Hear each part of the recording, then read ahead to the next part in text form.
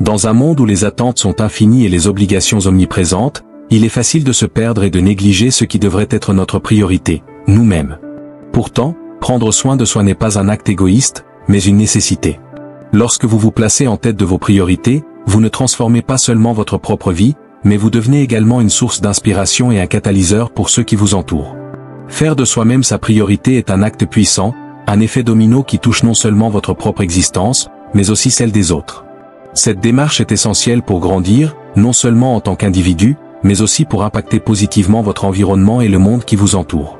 Si ce message vous inspire, n'oubliez pas de liker cette vidéo et de vous abonner en activant la cloche pour ne rien manquer des prochaines vidéos. En ajoutant un like, vous aidez YouTube à partager ce message au maximum, touchant ainsi encore plus de personnes en quête de développement personnel. Faites de vous-même votre priorité. Discours motivationnel de Miles. En me tenant ici aujourd'hui, je repense à un moment décisif qui a tout changé pour moi. J'étais assis dans mon bureau, entouré de succès, de prix et de distinctions, mais je me sentais totalement vide à l'intérieur. Il était 3 heures du matin et je venais de manquer un autre dîner en famille, une autre occasion de passer du temps avec mes enfants, une autre chance de prendre soin de ma santé. Tout cela, au nom du succès. Beaucoup d'entre nous ont été programmés avec un mensonge dangereux. Celui qui dit que mettre les autres en premier est un signe de force, que sacrifier son bien-être pour les autres est noble, que l'épuisement au nom de la réussite est admirable. Mais je suis ici pour vous dire quelque chose qui pourrait bouleverser votre vision des choses. Vous êtes votre bien le plus précieux et faire de vous-même votre priorité n'est pas égoïste, c'est vital. Regardez vos mains un instant. Ces mains ont travaillé sans relâche pour les autres.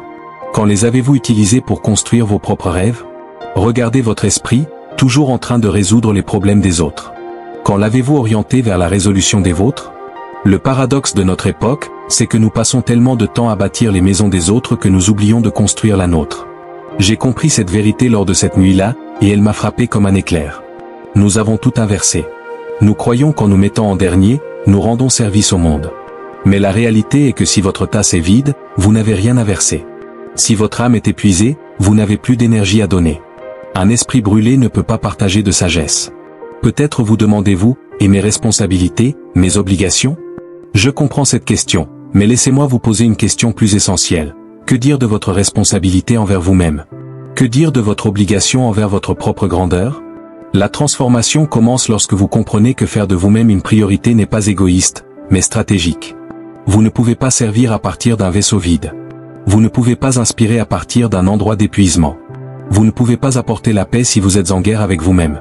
Pensez à l'avion en situation d'urgence. Que vous dit-on? Mettez d'abord votre masque à oxygène avant d'aider les autres. Pourquoi? Parce que si vous vous évanouissez en essayant d'aider quelqu'un d'autre, vous allez tous les deux chuter. Ce n'est pas seulement une règle de sécurité, c'est un principe de vie. Pourtant, combien d'entre nous essaient de mettre des masques à oxygène sur tout le monde pendant que nous suffoquons? Cela nous mène à une vérité essentielle. La manière dont vous vous traitez définit la manière dont les autres vous traiteront. Lorsque vous vous mettez en dernier, vous enseignez au monde qu'il est acceptable de vous traiter ainsi. Mais lorsque vous tenez fermement à votre valeur, lorsque vous priorisez votre santé, votre paix, votre croissance, vous enseignez. Autre à vous respecter et à vous valoriser à la hauteur de votre potentiel. Comprendre votre vraie valeur est crucial, car tant que vous n'en êtes pas pleinement conscient, vous continuerez à avoir du mal à vous mettre en priorité. Chaque jour, vous vous réveillez, vous vous regardez dans le miroir. Que voyez-vous? Ce que vous n'êtes pas, ou bien ce que vous êtes réellement? Je me souviens d'une fois où je me trouvais dans une galerie d'art, observant des gens admirer des œuvres valant des millions de dollars. Ils étaient fascinés par des coups de pinceau sur une toile, tandis qu'ils portaient en eux quelque chose de bien plus précieux, leur propre existence unique. Cela m'a frappé. Comment pouvons-nous reconnaître la valeur dans tout ce qui nous entoure, mais avoir du mal à la voir en nous-mêmes? Voici une reformulation du texte que vous avez fourni. Votre valeur ne réside pas dans vos actions, ni dans votre solde bancaire, votre poste ou le type de voiture que vous conduisez. Elle est intrinsèque, profondément ancrée dans votre être même. Pourtant, au fil du temps, nous avons perdu de vue cette vérité fondamentale. Nous avons commencé à évaluer notre valeur selon les critères des autres, à essayer de nous conformer à des modèles qui ne nous étaient jamais destinés. Chaque matin, lorsque le soleil se lève, il n'attend pas qu'on lui donne la permission de briller. L'océan ne s'excuse pas d'être aussi profond, et les montagnes ne rétrécissent pas pour mettre en valeur les vallées. La nature semble savoir quelque chose que nous avons oublié. Notre existence et notre valeur sont déjà là, en nous. Nous devenons accros à la validation externe, comme des téléphones à la recherche constante d'un signal, cherchant sans cesse à ce que les autres nous confirment que nous avons de la valeur, que nous comptons. Combien de fois avez-vous éteint votre lumière parce que quelqu'un vous a dit qu'elle était trop éclatante? Combien de fois vous êtes-vous réduit parce qu'on vous a dit que vous étiez trop? Cette dépendance à l'approbation des autres, c'est comme bâtir une maison sur un terrain qui ne nous appartient pas. Un jour, l'occupant du terrain voudra récupérer son bien, et alors, où vivrez-vous? Votre valeur doit être fondée sur un terrain solide, celui de la conscience de soi et de l'acceptation de soi. La conscience de soi ne se limite pas à connaître vos forces et vos faiblesses, elle consiste aussi à comprendre votre nature divine, votre unicité et votre but dans ce monde. Lorsque vous êtes véritablement conscient de qui vous êtes, vous cessez de vous comparer aux autres. Vous commencez à vous mesurer à vous-même, à ne plus comparer votre premier chapitre à celui du 20e d'autrui. Je vous invite à prendre un moment pour fermer les yeux, sentir les battements de votre cœur. Ce rythme n'est pas seulement une fonction biologique, il est l'expression même de l'univers qui vous rappelle que vous avez votre place ici. Chaque battement de cœur est un témoignage de votre valeur inhérente et de votre droit d'exister, de prendre votre place. Mais comprendre votre valeur est seulement le début. C'est comme découvrir une mine de diamants, cette découverte ne compte pas si vous ne commencez pas à la creuser. Il est essentiel d'agir en accord avec votre propre valeur, ce qui implique de poser des limites, de dire non à ce qui vous diminue, et d'investir en vous sans culpabilité. Beaucoup me demandent comment découvrir leur vraie valeur, et je leur réponds toujours que celle-ci ne doit pas être trouvée, mais rappelée. C'est comme le soleil derrière les nuages ne diminuent pas sa brillance, ils la cachent temporairement. Dès que vous commencez à comprendre votre véritable valeur, un changement se produit. L'opinion des autres perd son emprise sur vous, le besoin constant d'approbation s'éteint, et vous prenez des décisions depuis un endroit d'honneur de soi, non plus de doute de soi. Vous comprenez alors que faire de vous-même une priorité n'est pas un privilège, mais une responsabilité. Cela nous mène à un point crucial, la crise qui naît lorsque nous oublions ces vérités. Lorsque nous confions notre valeur à d'autres ou que nous nous négligeons dans la quête de buts externes, nous créons une crise de priorité mal placée qui affecte tous les domaines de notre vie. Nous traitons tout dans notre vie mieux que nous nous traitons nous-mêmes. Cette crise de priorité mal orientée nous pousse à constamment mettre à jour nos téléphones, à arroser nos plantes avec soin, mais d'une manière ou d'une autre, nous avons cru qu'il était possible de fonctionner à vide, de dormir seulement quand ce sera trop tard, et de traverser l'épuisement comme un insigne de gloire. Laissez-moi vous décrire ce que je vois autour de nous, des personnes pressées de finir leur petit déjeuner, jonglant entre les emails à minuit, annulant des rendez-vous médicaux parce que leur travail est trop chargé, repoussant leurs vacances parce qu'il n'y a jamais de moment idéal, acceptant toutes les demandes sans jamais savoir dire non. Les rêves personnels sont souvent mis de côté, laissés à accumuler la poussière dans un coin.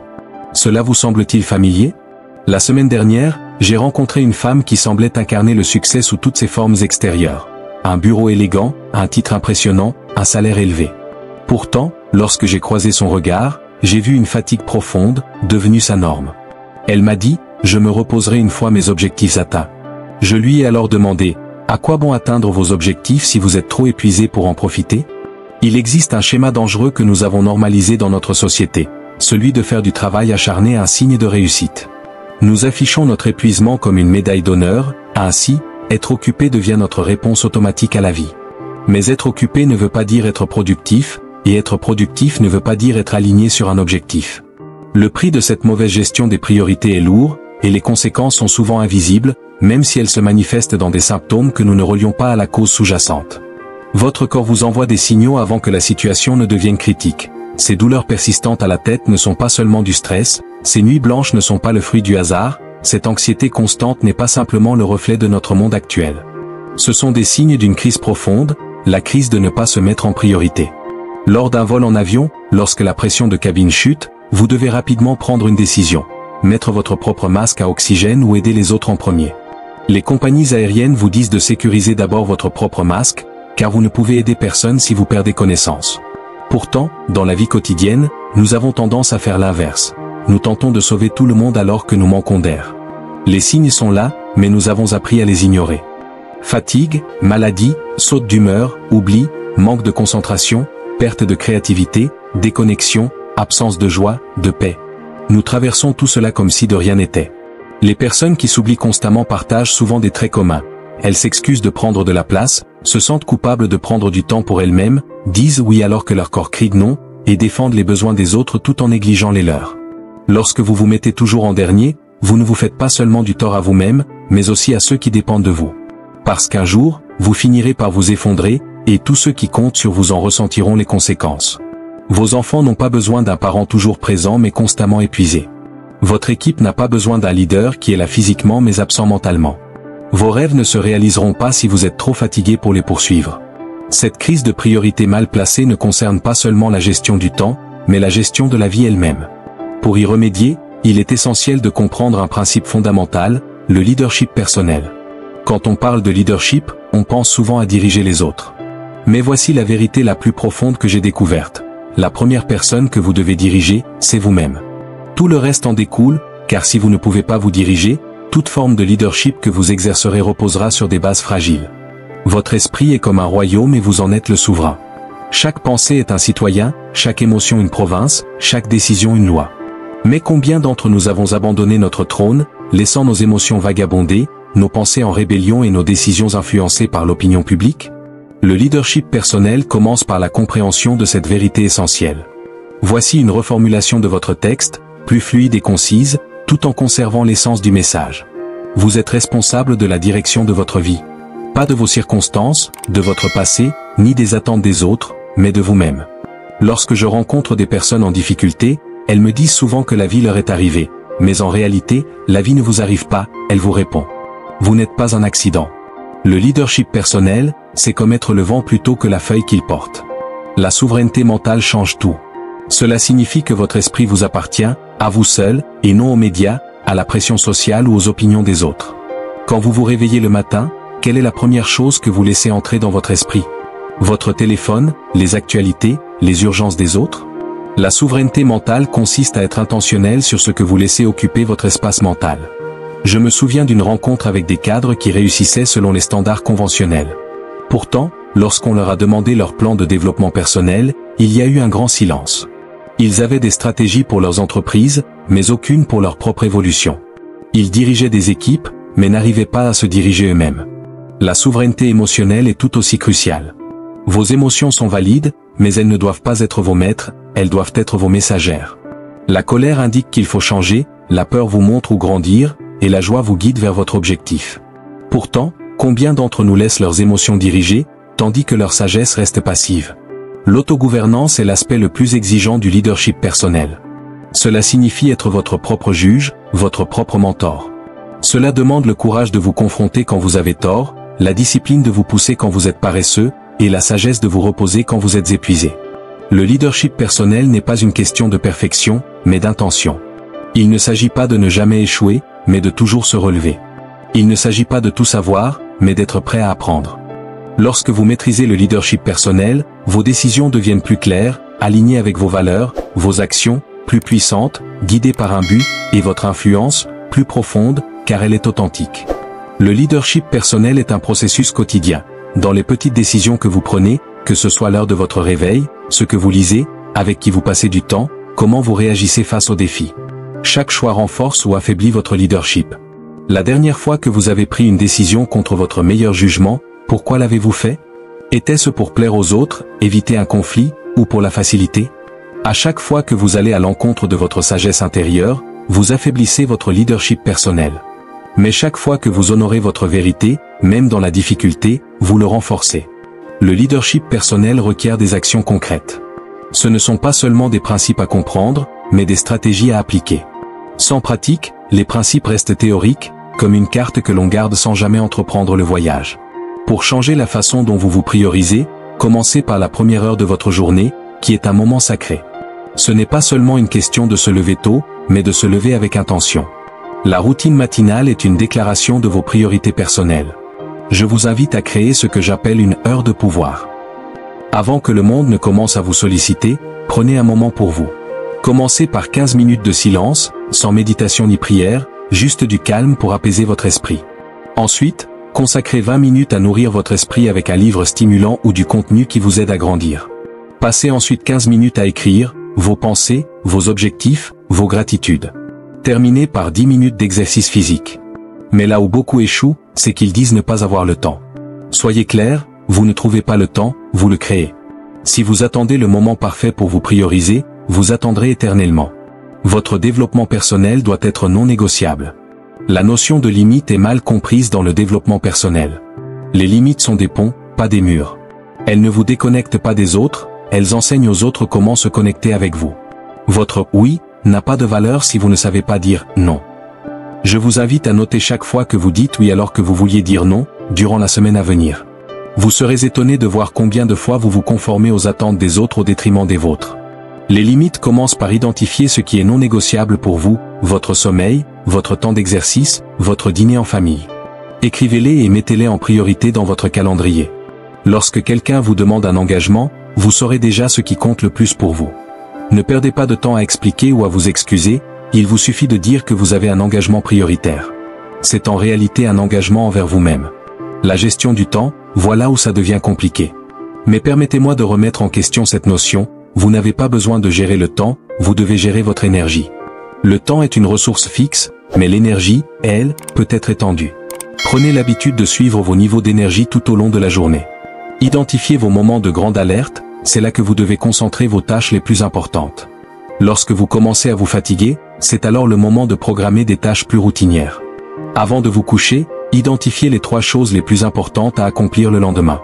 Pas celles que les autres attendent de vous, mais celles qui sont cruciales pour votre propre croissance et progression. Faites-les en priorité, sans excuse ni délai. Cette pratique simple peut transformer votre productivité, mais rappelez-vous que la véritable productivité ne réside pas dans le fait de faire plus, mais de faire ce qui compte. Trop de gens sont efficaces sans être réellement efficaces, ils font bien les choses, mais pas les bonnes. Votre liste de tâches doit refléter vos priorités, pas uniquement vos obligations. Il n'est pas nécessaire d'être excellent dans tout. Choisissez les domaines où vous allez exceller, et acceptez d'être volontairement moyen dans d'autres. Vous ne pouvez pas être exceptionnel partout, et chercher à l'être mène directement à l'épuisement. Créez des systèmes qui protègent vos priorités. Mettez en place des paiements automatiques pour vos factures, préparez vos repas à l'avance, disposez vos vêtements la veille. Ces pratiques ne sont pas seulement des économies de temps, mais aussi des économies d'énergie, libérant ainsi de l'espace mental pour ce qui compte vraiment. Pensez à programmer des moments de récupération. Votre agenda doit comporter des plages horaires vides, du temps pour réfléchir, respirer, juste pour être. Ce n'est pas de la paresse, c'est une stratégie. Une flèche ne peut être lancée qu'après avoir été tirée en arrière. Parfois, il faut reculer pour mieux avancer. Ces pratiques peuvent sembler simples, mais ne confondez pas simplicité et facilité. Le plus difficile n'est pas le savoir-faire, mais la constance dans l'application. C'est là que la loi de la croissance personnelle entre en jeu, car ces pratiques ne concernent pas seulement une meilleure gestion du temps, elles concernent le fait de devenir une personne capable de mettre ses priorités en avant sans culpabilité ni hésitation. La croissance personnelle n'est pas linéaire, et elle n'est pas toujours confortable, mais elle est essentielle si vous souhaitez devenir une priorité pour vous-même. Prenez l'exemple de l'arbre de bambou, pendant ses 4 premières années après sa plantation, il ne montre rien au-dessus du sol. Rien, sauf de la terre. Mais sous la surface, un système racinaire extraordinaire se développe. Puis, dans la 5e année, il grandit de 27 mètres en seulement 6 semaines. La plupart des gens auraient abandonné après la 2e ou 3e année. Se libérer de la culpabilité et de la frustration est essentiel. Vous pensez peut-être que ça ne fonctionne pas, mais c'est ainsi que fonctionne réellement la croissance.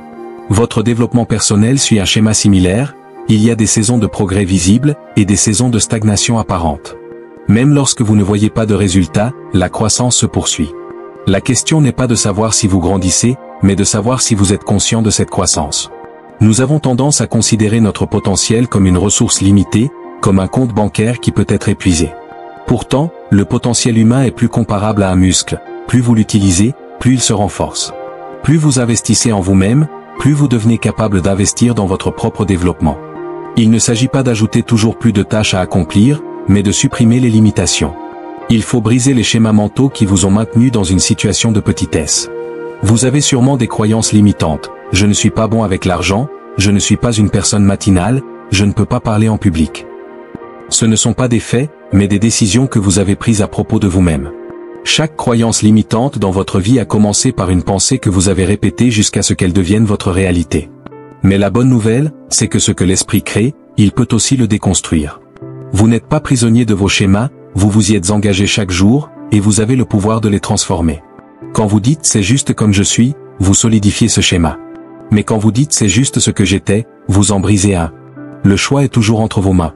La croissance exige un investissement, non seulement en argent, mais aussi en temps, en énergie et en attention. La plupart des gens passeront plus de temps à planifier leurs vacances qu'à planifier leur développement personnel. Ils investiront plus dans leur voiture que dans leur esprit, plus dans leurs vêtements que dans leur caractère. Mais investir en soi est l'investissement qui ne peut pas être taxé, ni volé, ni se déprécier. Tout autre bien peut être pris, mais ce que vous investissez en vous-même vous appartient pour toujours. Briser les schémas limitants commence par la prise de conscience. Commencez à prêter attention à votre dialogue intérieur. Quand vous dites « je ne peux pas », ajoutez encore à la fin de cette phrase. Quand vous dites « je n'ai jamais », ajoutez aussi « mais je suis en train d'apprendre ». Ces petites modifications linguistiques créent des fissures dans vos schémas limitants, et c'est à travers ces fissures que de nouvelles possibilités apparaissent. La croissance ne consiste pas seulement à avancer. Parfois, elle consiste à se rediriger vers de nouveaux horizons. Parfois, les schémas que vous devez briser sont ceux qui vous ont permis d'avoir du succès par le passé. Ce qui vous a conduit jusqu'ici ne vous mènera pas plus loin. Cela nous amène à l'un des plus grands défis, faire de soi-même une priorité. Il faut apprendre à gérer la culpabilité et la résistance qui accompagnent cette démarche. En grandissant et en brisant ces schémas, en investissant en vous-même, vous serez confronté à des résistances internes et externes. C'est exactement ce dont nous devons parler. Comment nous avons été programmés à ressentir de la culpabilité lorsqu'il s'agit de prendre soin de nous. On nous a convaincus qu'agir pour soi-même était égoïste, que se mettre en priorité était mal. Mais laissez-moi vous dire une chose, ce n'est pas de la sagesse, c'est de la programmation. Je le vois tout le temps, une mère qui se sent coupable de prendre 1 heure pour faire de l'exercice, un professionnel qui a honte de refuser un travail supplémentaire, un jeune qui se sent mal de choisir ses rêves plutôt que de répondre aux attentes des autres. Cette culpabilité nous a été transmise, comme un fardeau familial, de génération en génération. La culpabilité est simplement le retour d'un programme que vous n'avez pas choisi. Vous vous sentez coupable de briser des règles auxquelles vous n'avez jamais consenti. Réfléchissez un instant, qui a écrit ces règles? Qui a dit que vous deviez toujours être disponible? Qui a décidé que prendre soin de soi était égoïste? La pression extérieure existe bien sûr, elle vient de la famille, des amis qui ne comprennent pas vos changements, ou encore d'une société qui profite de vos doutes. Ils diront des choses comme tu as changé et vous savez quoi? Ils ont raison, vous avez changé, et c'est cela la croissance. Les gens auront toujours des opinions sur la manière dont vous vivez votre vie, mais souvenez-vous que ceux qui comptent ne s'en soucient pas, et ceux qui s'en soucient ne comptent pas. Votre évolution peut déranger les autres, mais laissez-les être mal à l'aise, leur confort n'est pas votre responsabilité. La clé pour rester concentré sur votre développement personnel, c'est de comprendre que cette résistance est normale. Elle est le signe que vous faites bien une priorité de vous-même. Il est nécessaire de ressentir cette résistance, car sans elle, il n'y a pas de croissance. C'est comme l'entraînement physique. La résistance des poids fait grandir les muscles, la résistance à votre développement fait grandir votre caractère. Quand les gens vous disent que vous en faites trop pour vous-même, ce qu'ils veulent vraiment dire, c'est que vous en faites trop pour vous, par rapport à ce que font pour eux-mêmes. Leur résistance ne concerne pas vous, elle touche leur propre peur, leur porte fermée, leur potentiel inexploité. Ce que je veux que vous compreniez, c'est qu'en faisant de vous-même une priorité, vous allez déclencher des réactions chez les autres. Laissez-les réagir. Votre travail n'est pas de vous rétrécir pour les rassurer, mais de grandir pour devenir tout ce que vous êtes censé être. Cette évolution, ce changement de priorité, cette nouvelle manière d'être n'affecte pas seulement vous, mais provoque un effet boule de neige qui touche tout votre entourage. Lorsque vous faites de vous-même une priorité, vous devenez la preuve vivante que c'est possible. Vous donnez aux autres la permission de faire de même. Comprendre l'impact réel de vous prioriser, c'est comprendre qu'en transformant votre relation avec vous-même, vous transformez toutes les autres relations de votre vie. Quand vous vous placez en priorité, quelque chose d'extraordinaire se produit, comme un caillou jeté dans une eau calme, dont les vagues s'étendent bien au-delà du point de départ. J'ai vu cela de nombreuses fois. Lorsque vous vous honorez, vos relations changent, non pas parce que vous en faites davantage pour les autres, mais parce que vous agissez depuis un lieu de plénitude, et non de vide. Dans un avion, si la pression de la cabine chute, vous devez d'abord mettre votre masque à oxygène avant de pouvoir aider les autres. C'est la même chose dans la vie. Lorsque vous vous priorisez, vous devenez capable de sauver non seulement vous-même, mais aussi les autres. C'est ainsi que vous devenez plus, et non moins, disponible pour apporter un changement réel dans votre vie professionnelle. La transformation est profonde. Quand vous vous valorisez correctement, vous cessez de sous-évaluer vos services, vous cessez d'accepter moins que ce que vous méritez. Vous commencez à vous présenter avec une énergie différente, et les gens ne se contentent pas de remarquer ce changement, ils y répondent. Ce qui m'enthousiasme vraiment, c'est l'impact sur la communauté. Quand vous vous faites une priorité, vous donnez aux autres la permission de faire de même. Vous devenez la preuve vivante qu'il existe une autre voie, dans un monde qui célèbre l'épuisement. Vous montrez le pouvoir du respect de soi dans une culture qui récompense le sacrifice. J'ai vu des entreprises se transformer parce qu'une seule personne a osé se prioriser. J'ai vu des familles changer quand un membre a décidé de rompre le cycle de négligence de soi. Faire de vous-même votre priorité, ce n'est pas seulement changer votre vie, c'est aussi celle des autres. Vous touchez la vie de tous ceux que vous croisez, votre exemple devient une lumière qui montre aux autres le chemin. Votre parcours devient une carte pour aider les autres à naviguer sur le leur. Votre transformation devient un catalyseur de changement collectif. C'est pourquoi faire de vous-même votre priorité n'est pas seulement un choix personnel, c'est une responsabilité. Ce n'est plus juste une question de vous, mais des vies que vous allez toucher, des personnes que vous allez inspirer et du changement que vous allez provoquer simplement en honorant votre propre valeur.